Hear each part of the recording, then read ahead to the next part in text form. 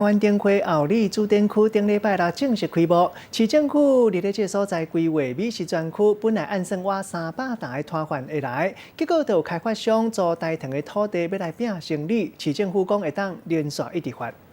2020台湾灯会伫咧台中后里主灯区初八开幕，其中市政府规划了美食区，包括松林甲马场的园区，总共有300多担，但都有业者上准灯会商机，违法招商适当来抢生理，造成市政府委外经营的新创餐饮市集摊商减少一半。这边也是有人潮啦，只是说就是会分散掉。业者新租的地点都伫咧松林园区的对面，用台中市青美人福利协进会公益的名义来做暗号，无合法的经营，甚至传讲业者阁有市政府高层的朋友来咧斗相共。新创餐饮市集的位较偏，阁较远，互摊商来的意愿无悬。对着这件代志，台中市青美人福利协进会表示，一开始就唔知影，感觉真冤枉。本来厂商就是说，如果有盈余的话，会捐给协会嘛，所以协会才会跟他们配合啊。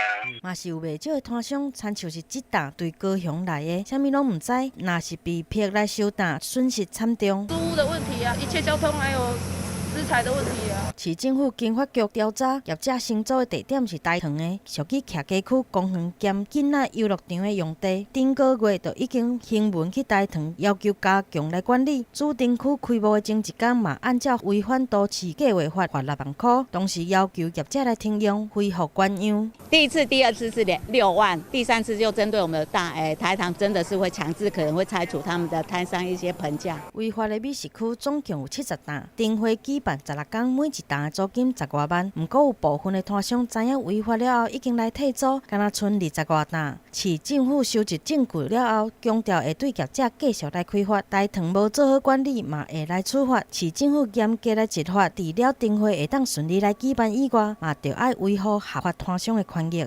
记者综合报道。